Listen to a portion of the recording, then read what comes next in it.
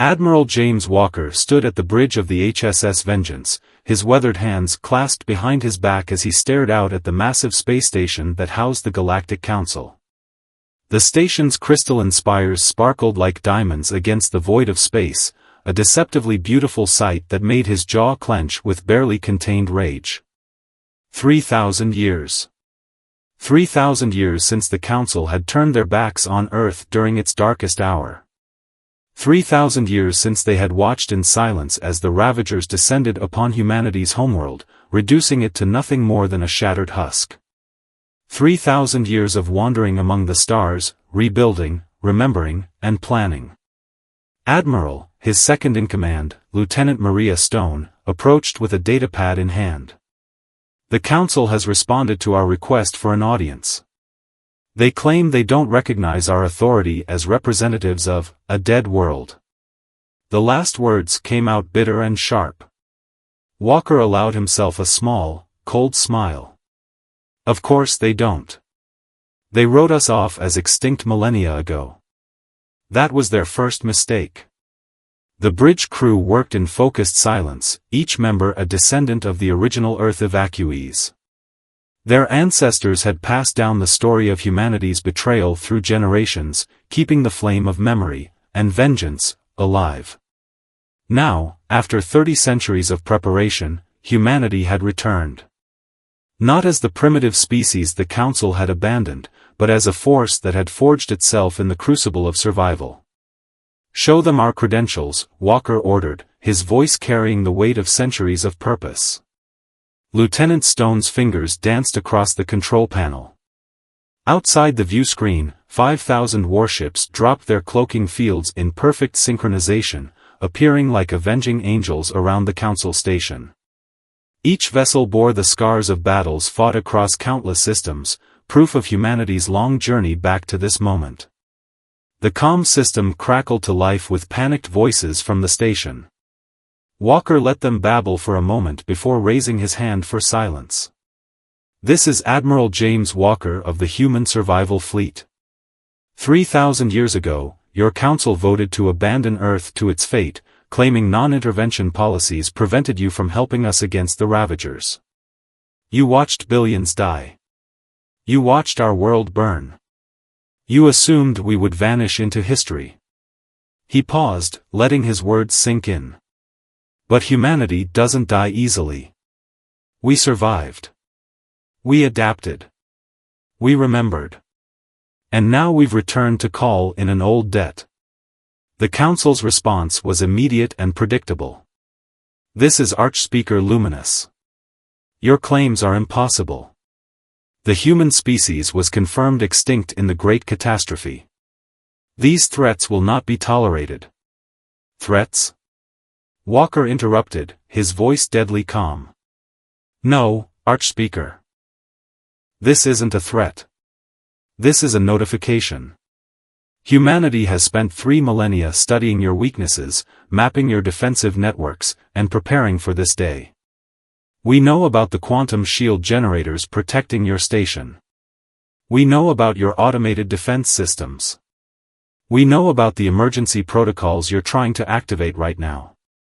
He nodded to Lieutenant Stone, who pressed a series of commands. Throughout the Council station, systems began shutting down one by one. "You see," Walker continued, "while you forgot about us, we never forgot about you.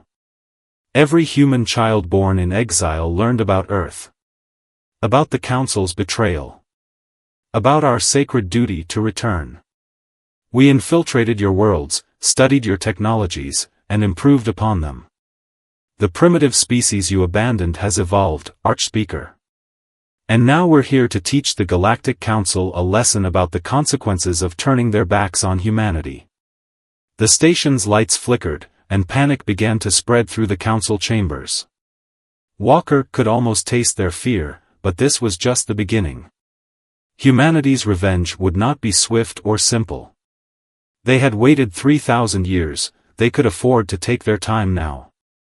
"Prepare a boarding party," he ordered, watching as the station's defenses continued to crumble. "It's time to introduce ourselves properly to the Council." Let's show them exactly what humanity has become. The first phase of their plan was unfolding perfectly. Soon, the Galactic Council would learn that their greatest mistake hadn't been abandoning Earth, it had been assuming that humanity would never return to make them pay for that decision.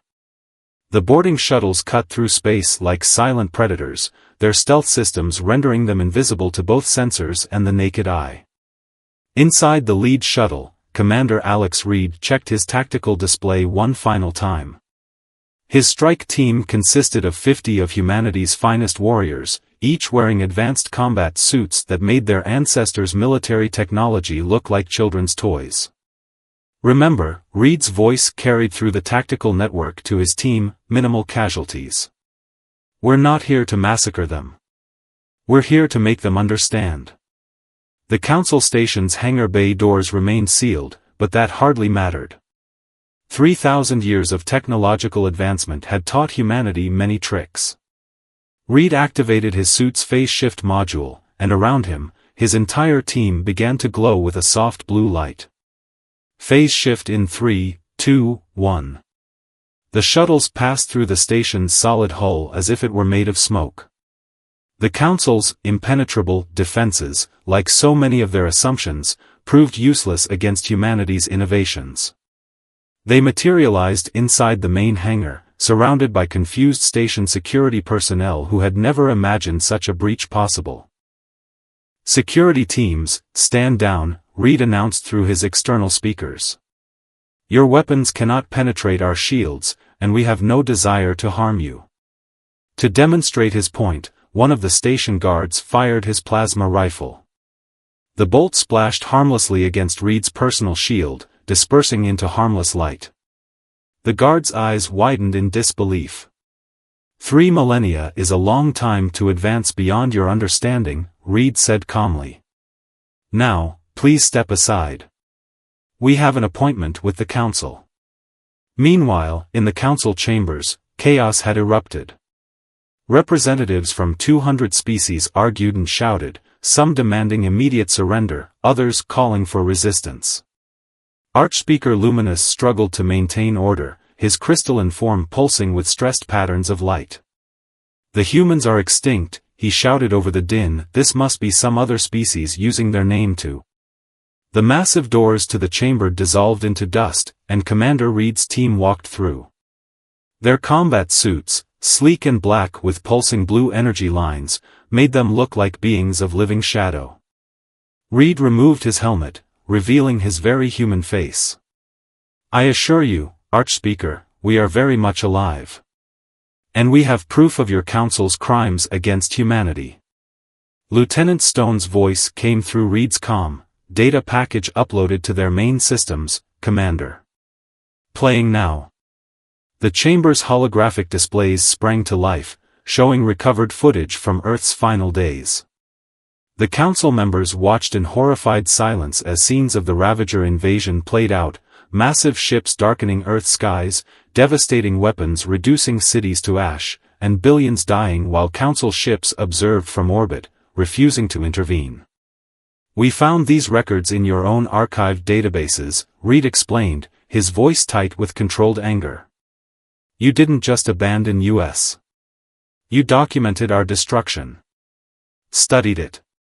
Used it as a case study in your precious non-intervention policies." Archspeaker Luminous' crystalline form dimmed slightly.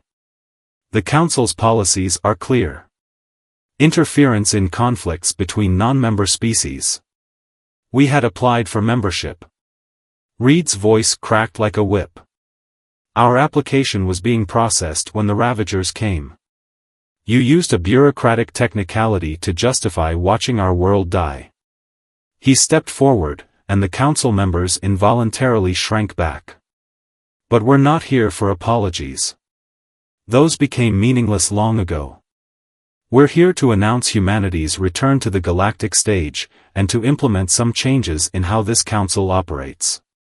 From orbit, Admiral Walker watched the scene through Reed's tactical feed. Everything was proceeding according to plan. Phase 1, the return, was complete. Now came Phase 2, reshaping the galaxy's power structure to ensure no species would ever again be abandoned to die while others watched from a safe distance. The real work was about to begin, and humanity was ready. They had spent 3,000 years preparing for this moment, and they would not waste it. Admiral Walker stepped onto the council station, his boots echoing against the polished floor. The council chambers had been transformed into a makeshift trial room, with the various representatives seated in concentric circles around a central platform. Commander Reed's teams maintained their positions at strategic points throughout the chamber, their advanced combat suits a constant reminder of humanity's technological evolution. "Let the record show," Walker announced, his voice carrying to every corner of the vast chamber, "that this is not a negotiation. This is humanity informing you of how things will be from now on." He activated a holographic display, showing a map of known space. Hundreds of points of light flickered into existence, each representing a human settlement or outpost that had been established during their exile. "While you thought us extinct, we spread through the unexplored regions of space. We built colonies in systems you deemed uninhabitable. We developed technologies you thought impossible. And we watched as you continued your pattern of selective intervention, choosing which civilizations lived or died based on political convenience." The Archspeaker's crystalline form pulsed with agitation. "The Council's policies have maintained peace for millions of years." "Peace?" Walker's laugh was harsh. "Tell that to the Nexari, whose civilization collapsed while your ships watched. Or the Trell colonies, abandoned during the swarm invasion. We found their survivors, helped them rebuild. They're our allies now, along with dozens of other species you sacrificed to maintain your precious peace." Lieutenant Stone stepped forward, distributing data crystals to each council member. "These contain proof of every instance where this council violated its own principles. 3,000 years of selective enforcement, political favors, and abandoned civilizations. We documented everything." The chamber erupted in shocked murmurs as council members accessed the data. Some tried to deny the evidence, others sat in stunned silence, and a few began arguing among themselves. "The humanity you abandoned," Walker continued, cutting through the chaos, "would have begged for mercy. Would have accepted whatever scraps of recompense you offered. But we are not that humanity anymore. We have spent 3 millennia preparing for this moment, and now we present our terms." He gestured, and the holographic display shifted to show a new organizational structure. "The Galactic Council will be reformed. New protocols will be established for intervention in planetary crises. No more selective enforcement. No more political convenience. When a civilization calls for help, help will be given. You cannot simply," the Archspeaker began, but Walker cut him off. "We already have. Our ships control every strategic point in Council space. Our agents have infiltrated every level of your government. The choice before you isn't whether to accept these changes, it's whether you want to be part of implementing them." He paused, letting his words sink in. "Humanity remembers those who wronged us. But we also remember what it means to suffer alone in the dark. We won't allow that to happen to anyone else, ever again." From the back of the chamber, a small, reptilian counselor stood. "The Drell Confederation supports these reforms," she announced. Others began to stand as well, species that had long chafed under the Council's selective policies. Walker nodded in satisfaction. This was expected, their intelligence had identified which Council members would be most likely to support change. The momentum was building exactly as planned. "You have one standard day to review the new protocols," he announced. "After that, they will be implemented, with or without your cooperation." Humanity's patience was exhausted 3,000 years ago. As he turned to leave, Walker caught sight of his reflection in the chamber's polished walls. He saw not just himself, but the ghosts of countless generations who had worked toward this moment. The children born in exile who had grown up learning about Earth. The scientists and soldiers who had advanced human knowledge and capability. The diplomats and spies who had worked in shadow to prepare for this day. They had all carried the weight of Earth's destruction, passed down through 3 millennia. Now, finally, that burden was being transformed into something new, not just revenge, but reformation. The galaxy would never be the same, and humanity would ensure it changed for the better. The emergency meeting of the Council's inner circle was interrupted by an alarm that no one had heard in thousands of years. Admiral Walker, who had been observing the proceedings, immediately recognized the sound. His blood ran cold. Ravager signatures detected, Lieutenant Stone announced, her voice tight with tension. Multiple contact points at the edge of the system. The Council chamber erupted in panic. The Ravagers, the same species that had destroyed Earth, hadn't been seen in known space for over 2 millennia. Their return now, at this precise moment, couldn't be coincidence. You fools, Walker's voice cut through the chaos. You didn't just abandon Earth. You made a deal with them, didn't you? The Archspeaker's crystalline form dimmed noticeably. Walker strode forward, his fury radiating from every movement. Our intelligence suggested as much, but I didn't want to believe even you would sink so low. The Ravagers agreed to stay away from Council space in exchange for being allowed to destroy Earth. Commander Reed's voice came through the comm, Admiral, we're detecting 15 Ravager dreadnoughts. Energy signatures match historical records from Earth's destruction. Walker's laugh was bitter. Of course. They've come to collect their payment. 3,000 years of staying away from Council space, that was the deal, wasn't it, Archspeaker? The chamber had gone deathly quiet.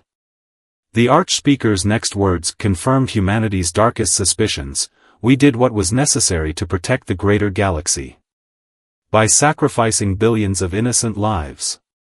Walker's fist slammed down on the central platform. And now they've come back, thinking to find the same weak Council they dealt with 3,000 years ago. He straightened, a cold smile spreading across his face. But instead, they're going to find us. Walker opened a channel to the fleet.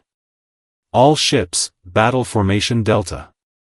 Activate the Ghost Protocol.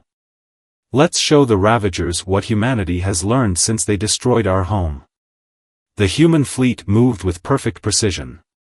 Ships that had seemed formidable before suddenly transformed, their outer hulls splitting and reconfiguring to reveal weapon systems that made the Council representatives gasp in shock. 3,000 years, Walker explained, his voice filled with grim satisfaction. 3,000 years of preparing not just for this day, but for this exact moment. We knew they'd return. We knew the Council's betrayal went deeper than simple cowardice.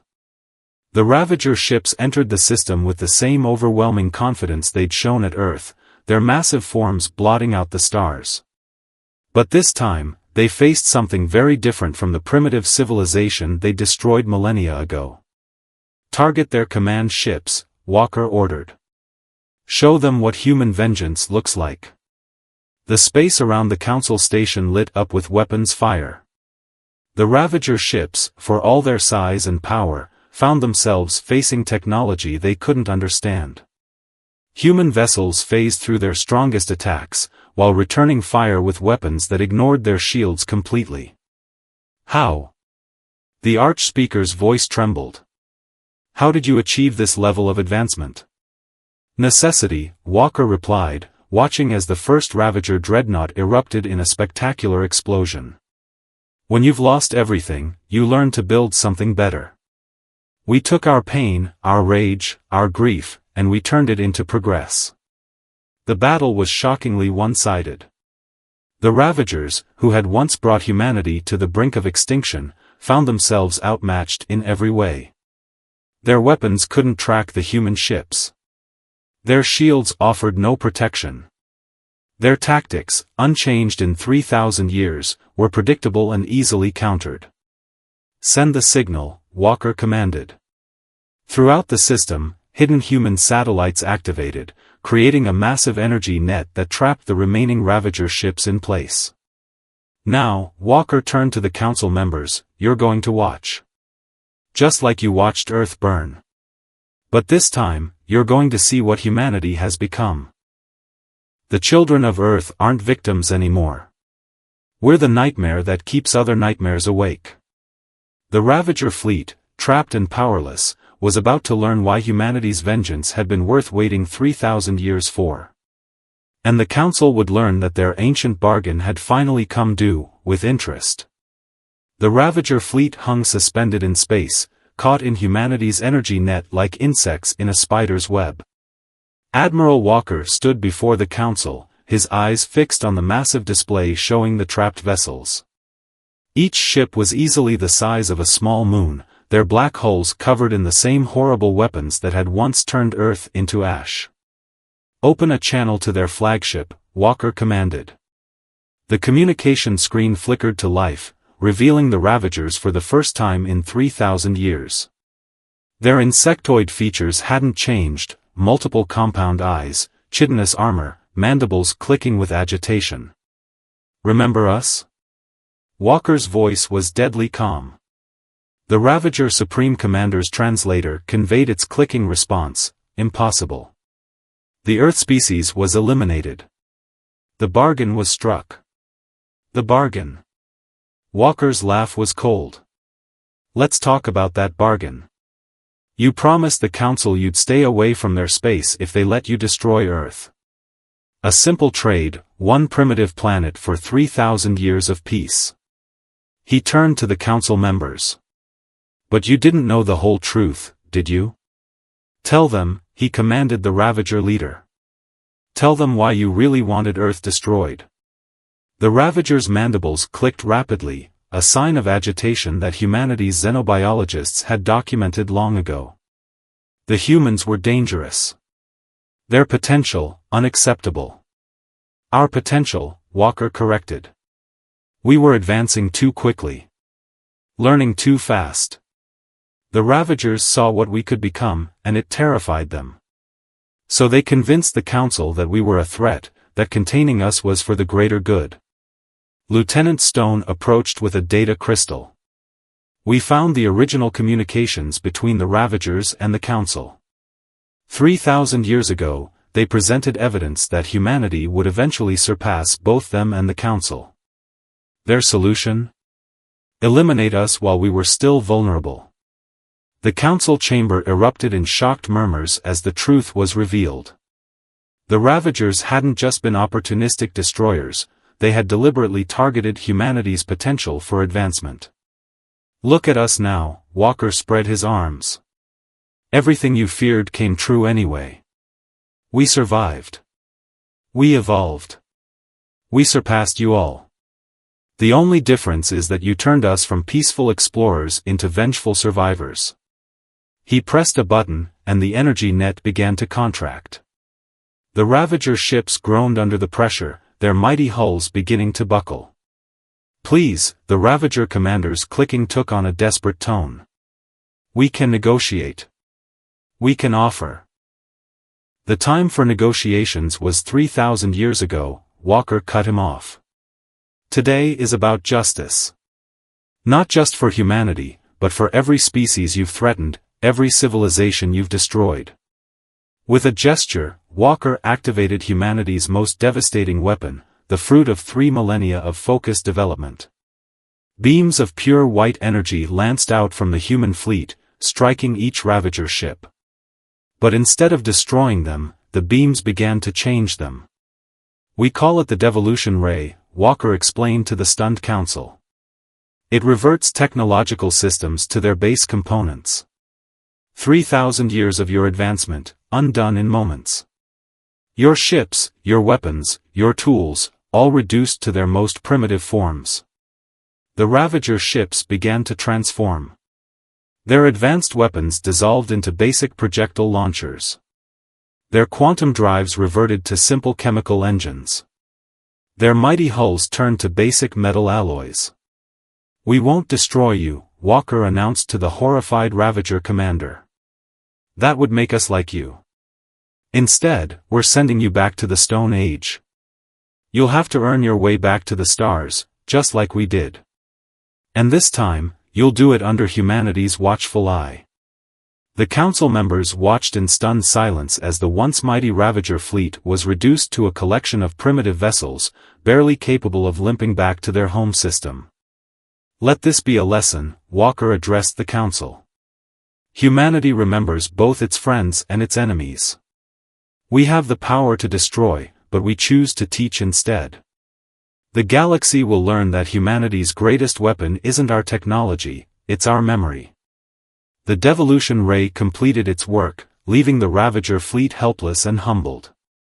Phase 3 of humanity's return was complete.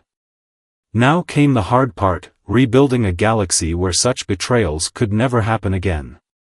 1 week after the Ravager incident, the council station buzzed with unprecedented activity.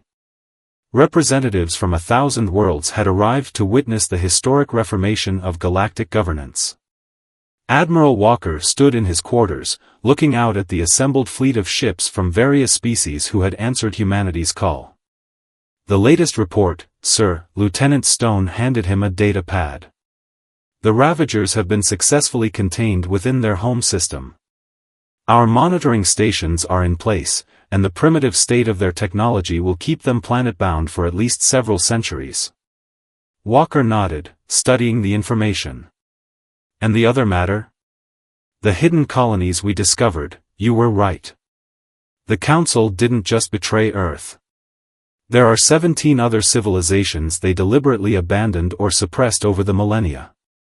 We've made contact with all of them. The door chimed, and Commander Reed entered. Sir, they're ready for you in the chamber. Walker straightened his uniform and headed for the council chambers. The halls were packed with representatives from across the galaxy, both old council members and newly contacted species. As he entered the main chamber, a hush fell over the crowd.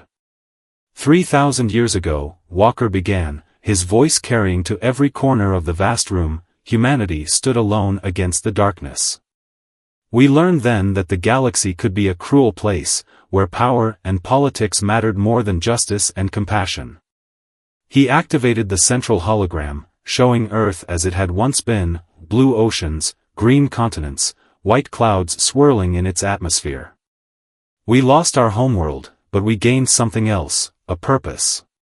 While we rebuilt in the shadows, we swore that no other species would suffer as we had suffered. The hologram shifted, showing the 17 civilizations that the Council had suppressed or abandoned. You tried to bury your crimes, but we found them all. The Lysian Republic, forced into isolation because their technological progress made you nervous. The Drell colonies, abandoned during the plasma storms because saving them was politically inconvenient. The Nexari, whose calls for help were ignored because they had nothing valuable to trade. Council members shifted uncomfortably in their seats as their sins were laid bare. But Walker wasn't finished. Today, we announce the formation of the Galactic Federation. Not a council that watches from above, but a true union of species working together. Our first act will be to restore and uplift these abandoned civilizations. Our second will be to implement the emergency response protocol. Any civilization that calls for help will receive it, regardless of their political status or resources. He gestured, and the hologram displayed the new organizational structure. The old council is dissolved. In its place, we establish a rotating leadership system where every member species will have a voice. Humanity will serve as guardians, not rulers. We've experienced both the depths of betrayal and the heights of achievement. We know the importance of both power and restraint. The chamber erupted in applause, particularly from the representatives of the formerly suppressed civilizations. Even many of the old council members nodded in approval, recognizing that change was inevitable. But our work isn't done, Walker continued once the noise died down. While we establish these new systems, we're also launching the Earth Restoration Project. The hologram showed the ruined Earth, then began displaying a simulation of its restoration. 3,000 years of technological advancement have given us the ability to rebuild what was destroyed. We'll purify the radiation, restore the atmosphere, resurrect extinct species from our genetic banks. Earth will live again. He paused, letting the magnitude of this announcement sink in. And when Earth blooms again, it will serve as both a monument and a warning. A monument to humanity's resilience, and a warning to any who would repeat the mistakes of the past. Lieutenant Stone approached with the Federation Charter, a document that had taken 3,000 years to write, though its authors hadn't known it at the time. Walker lifted the document high for all to see. The age of secrets and betrayals is over. The age of cooperation and progress begins now. Who will join us in building this new future? The response was immediate and overwhelming. Representatives rose to their feet, pledging their support. The galaxy was changing, and humanity was leading the way, not through force, but through the wisdom earned in 3,000 years of exile. 10 years after the formation of the Galactic Federation, Admiral Walker stood on the observation deck of the terraforming station orbiting Earth. The view before him was nothing short of miraculous. Where once there had been only a radioactive wasteland, now patches of blue ocean were beginning to appear. The first green shoots of vegetation were spreading across the restored continents. Latest atmospheric readings, Admiral, Lieutenant Stone approached, her face glowing with pride. Oxygen levels are at 80% of original Earth standards. The bacterial seeding is proceeding faster than expected. The planet is healing itself. Walker smiled, remembering all the generations that had dreamed of this moment.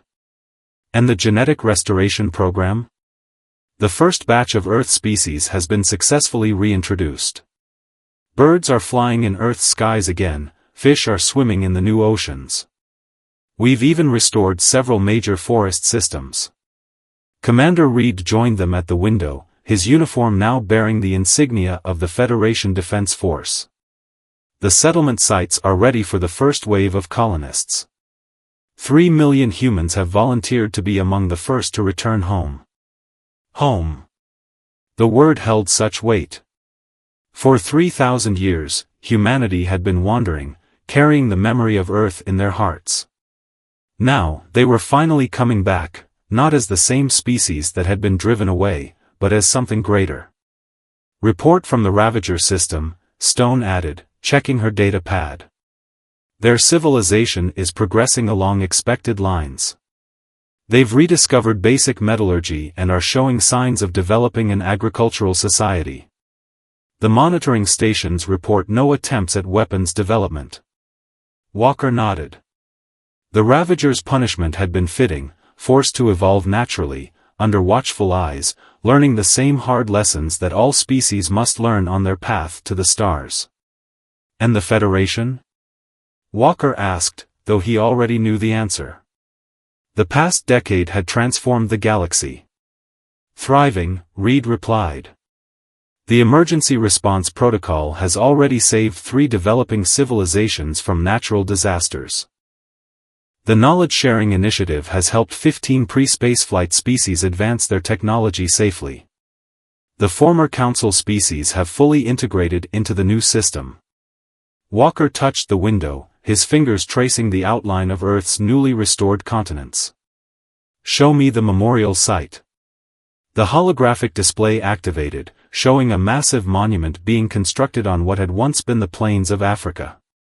A great spire of crystalline material rose into the sky, its surfaces inscribed with the names of every human who had died in Earth's destruction. At its base, an eternal flame burned, powered by the same advanced technology that had helped humanity survive exile. The first Memorial Day ceremony is scheduled for next month, Stone said softly. Representatives from every Federation species will attend. They'll all see what was lost, and what has been regained. Walker turned to face his officers, noting how young they looked, this generation that had grown up knowing humanity's power rather than its defeat. Have we received responses from all the colony worlds? Reed nodded. Every human settlement, no matter how distant, is sending representatives. They're calling it the Great Return. 3,000 years, Walker mused, turning back to the view of the recovering Earth. Our ancestors would be proud. We didn't just survive, we changed the galaxy itself. Sir, Stone hesitated, then continued, they're asking if you'll give the opening speech at the ceremony. Walker watched as a cloud formation drifted across Earth's new atmosphere, the first natural weather pattern since the planet's destruction. Below it, the restored Amazon rainforest stretched green and vibrant. Tell them yes, he said finally. Someone needs to speak for all those generations who kept the dream of Earth alive. Who taught their children about blue skies and green grass they'd never seen. Who turned their pain into purpose and their loss into legacy. A ship appeared in the distance, one of the many construction vessels helping to rebuild Earth. Its design represented the perfect blend of human innovation and the combined knowledge of 1,000 worlds. This was humanity's true victory, not just reclaiming their home, but building a better galaxy in the process. We came back for revenge, Walker said softly, but we achieved something far greater. We came back as destroyers but became creators instead. Earth isn't just humanity's home anymore, it's a symbol of hope for every species in the galaxy. A reminder that even the darkest night ends in dawn. The sun rose over Earth's restored horizon, its light catching the oceans and forests and mountains that humanity had rebuilt from ashes. After 3,000 years, they had finally come full circle, not to the same beginning, but to a new one, better than before.